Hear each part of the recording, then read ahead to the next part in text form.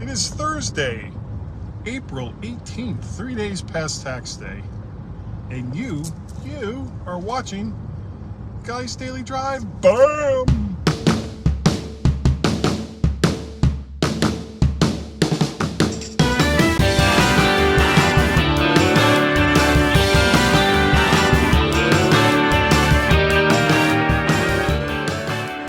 And good morning, everyone, and welcome to Guy's Daily Drive. I hope this is recording, because I was having Facebook problems earlier, but we will just deal. So here I am this morning, driving off to Sterling, which is going to be a reasonably long drive for local driving kind of thing. So I thought, well, what can I talk about that's going to make it worth a long drive like this? And the answer I came up with was, what stupid things did Guy do as a kid? And this might take a while, because I've done so many. When I was a kid, oh my God, how did I manage to stay alive as a kid with all the dumb things that I did? Well, let's start off with a simple one. This is in the 60s, and I remember seeing on Sunday nights on TV, there was the Wonderful World of Disney or something like that, where they would show Disney movies and Disney cartoons, and I think it was a 2-hour block, something like that.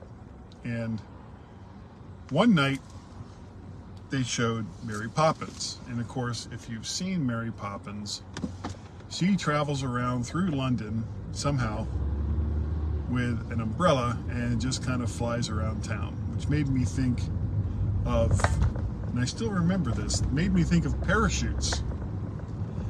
And I thought, well, what's a parachute? I said, well, it's just a big round thing that catches air underneath you and slows you down. And I said, oh, I should test this. So I got one of our umbrellas from the house, and I scrambled up onto the roof. And fortunately for me, it was a single-story home.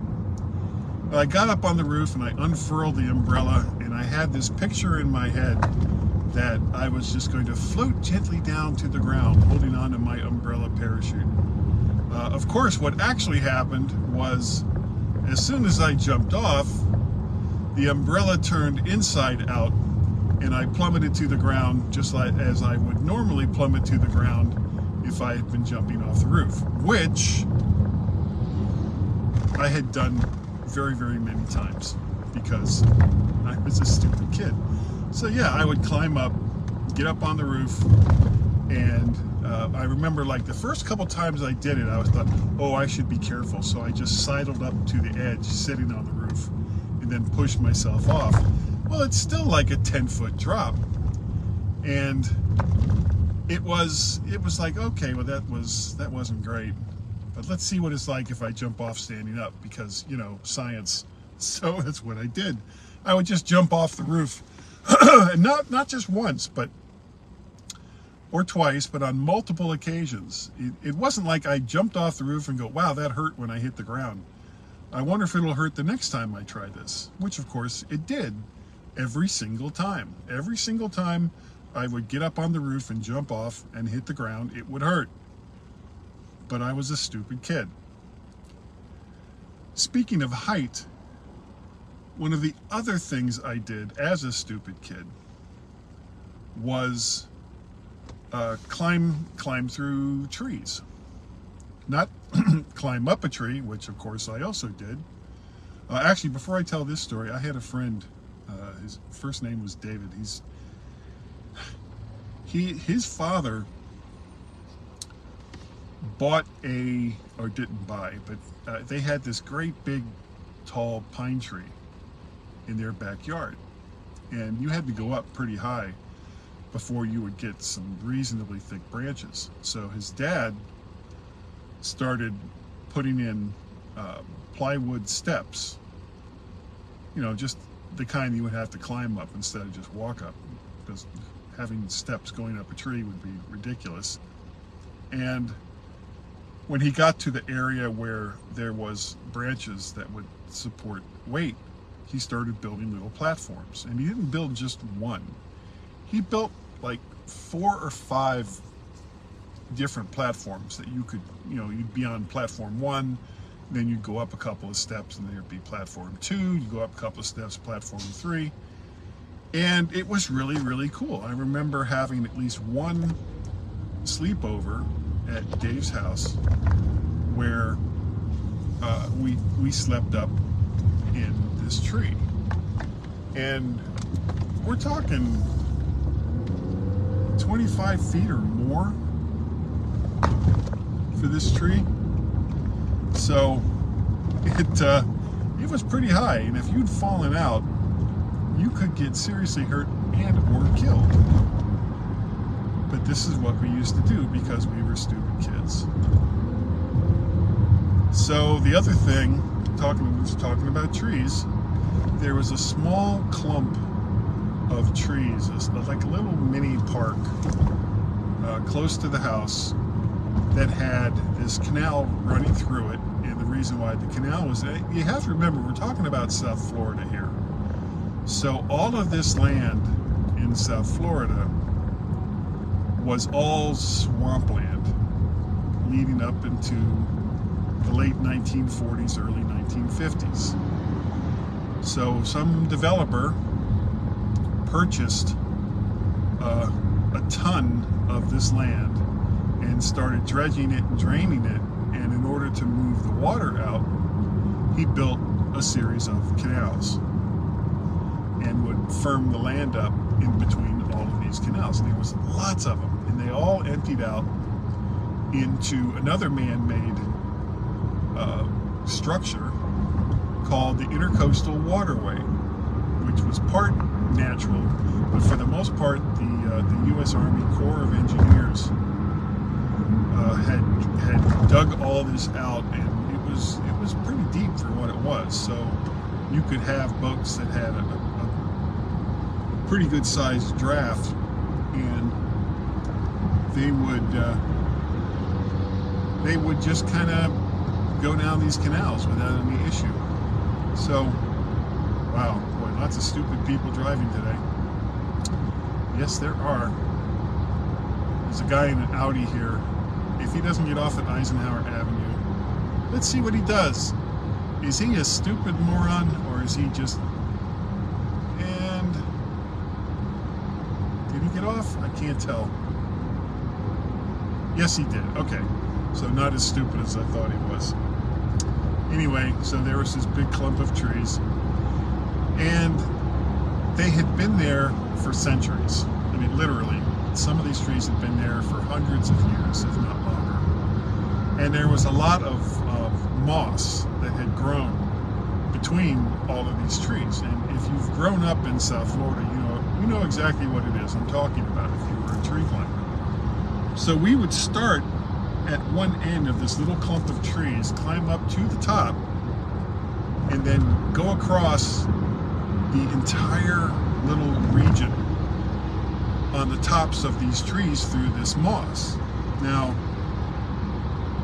this moss wasn't exactly the most stable platform, so you had to go slowly and carefully, because at any time, and I don't even know if my younger self understood this, at any time that moss could give way, and if it gave way, you would plummet 40 to 50 feet down onto rocks and roots and hard ground and who knows what else, and you could get seriously hurt or killed. no other way to sugarcoat it. If you went down this thing or fell out of these trees, you were probably, at the very least, you were going to break some bones. But we used to do this all the time, thought it was great fun. And another thing that we used to do was, or another thing I used to do, that again, stupid guy, I had this two-man inflatable boat that I think I'd gotten it for Christmas, and its original intent was, you'd go to the beach, you'd blow up this boat, splash around in the water, and that's what it was really kind of intended for, at least as far as my parents who gave it to me. That was probably their thinking. But what I did with it, and it had a paddle as well. What I used to do, myself and one of my friends, I know Robert watches these, and I'm pretty sure he accompanied me. I don't even know if that's the right word. On more than one occasion. So we would get in this boat and we would set off in the canals, right where that clump of trees is that I was talking about. And we would, for the most part, just let the current take us, slowly make our way down until we almost got to the Intercoastal Waterway, because as stupid as I was as a kid, I wasn't stupid enough to take this little two-man inflatable boat out into the waterway, or the Intercoastal Waterway, where there were many, many, many bigger boats that were plying the length and width of the Intercoastal Waterway. I was smart enough not to do that, so we would, and this would take hours, literally, it would take hours. Because remember, we didn't have cable TV, we didn't have computer games, we didn't have computers, we didn't have video games. We had these stupid things that we would do as kids, and television, and sports. You could go and play baseball, stickball, pickup game of football, whatever the hell it was you wanted to do. But most of my time was fulfilled with doing stupid things like getting in a small two-man inflatable boat and going up and down the Intercoastal Waterway. But not the Intercoastal Waterway, but all these canals. So we would get near the end of these canals before it spilled out into the Intercoastal Waterway, and we would find some place someplace to get out, deflate the boat, and then you'd have to walk home. And this was usually 2-3 miles to get back to the house, which was not a big deal when you were a kid, or when I was a kid. So, but the thing that really made it stupid, and I can't emphasize this enough, and I am for sure remembering that I didn't think about this as we were plying our way down the all these canals, was that we weren't the only ones. We weren't the only ones in this water. There were also snakes, some of them as dangerous as water moccasins, which are very poisonous, alligators, and for all I know, crocodiles as well. Yeah, there are crocodiles in South Florida, but for the most part, alligators. And at any time, any of those alligators that are probably lurking just underneath the surface could come up and snatch the boat. And it's just an inflatable boat. It's not like the jaws of a crocodile couldn't, or of an alligator couldn't puncture the damn thing. And then you're probably dead, depending on what the alligator did next.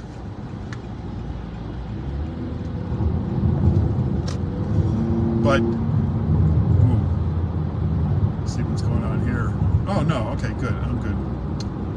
So that was another one of the stupid things that we used to do. Wow, glad I went this way. Lots of traffic today. One of the other stupid things I used to do, I used to go on these like super, super long bike rides. And 10 miles or more.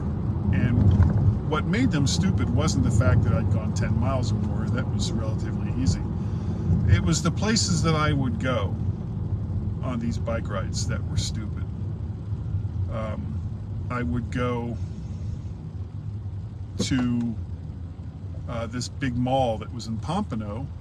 People watching this that grew up in South Florida, I don't even know if this place is still around. The Pompano was called the Pompano Fashion Square, as I recall. And that was like 10 miles. And it wasn't the distance that made it stupid. What made it stupid was the road that you would have to take to get there. Okay. Now, I guess you could take back roads because everything was pretty much connected, unless you went into an area that was surrounded by canals. There was always a way in and always a way out of all these little housing districts. But we didn't have GPS. We didn't have, you know, you'd have to take like a paper map with you. And no self-respecting kid on a bike ride would take a map. You know, you may as well just say, please beat me up because I'm an idiot and can't make my way around. So I would get on Route 1, Federal Highway, which was like the busiest road in our area outside of the interstate. Route 1 was the fastest and most dangerous to pedestrians and bike riders. And there wasn't always sidewalks. It was, you're going along this freaking road on the same roadway that other drivers were.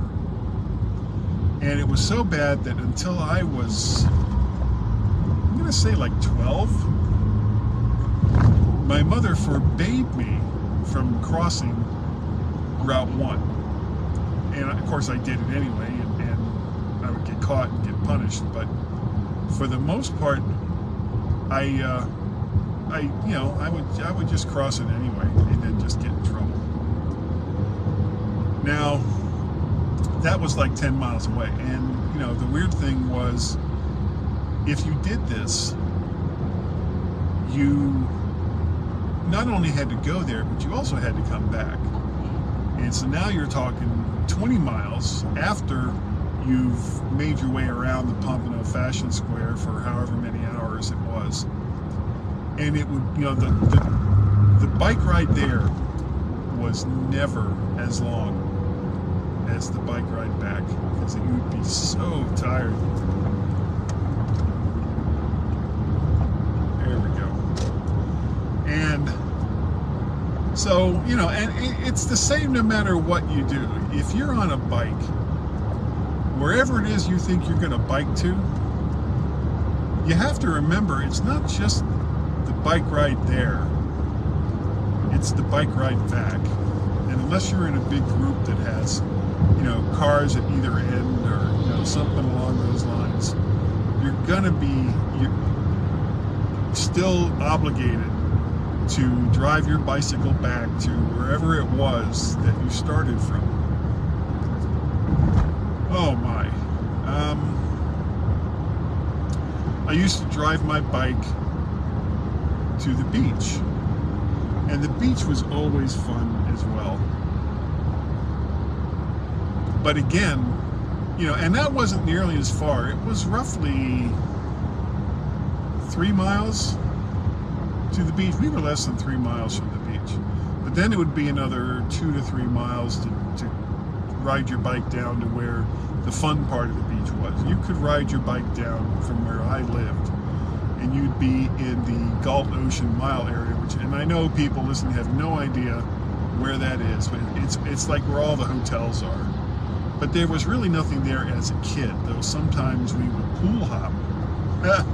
We would basically go into a hotel or a condominium and start splashing around in their pools until somebody came up and was like, you know, do you kids live here, or your parents staying here? And then we would get kicked out, and then we would just go down to the next pool and do that for a couple of hours, and then, you know, go home. Well, I think I've told enough stupid stories for one day. There's many, many more, and maybe I will revisit this topic one day. But that is enough stupid stories for today. So thank you for watching Guy's Daily Drive. If you want to get a hold of me and maybe relate some of your stupid stories, or if you remember any stupid stories that involved you and me, even better, and we will discuss these either here on Guy's Daily Drive or the other podcasts that I do, the mymac.com podcast that I do nearly every single week with Gazmaz over there in the UK. So if you want to get a hold of me, you can send me an email to guy@mymac.com.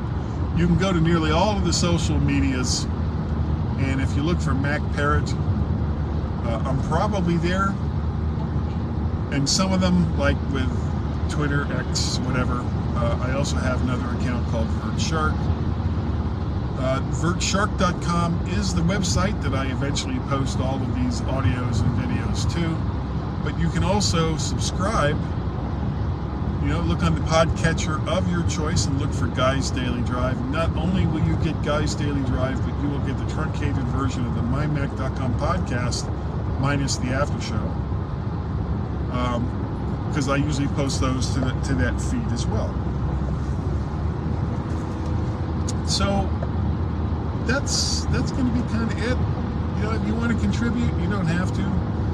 A couple people have recently, and thank you so very, very much for your kindness and your generosity. Patreon.com/mymac, coffeeko-fi.com/MacParrot. Did I say? That's patreon.com/MacParrot. And you can PayPal at paypal.me/MacParrot. So that's going to do it for today. Again, thank you. You guys are awesome. I really, really do appreciate it. And I will see all of you next time right here on Guy's Daily Drive. Bye-bye.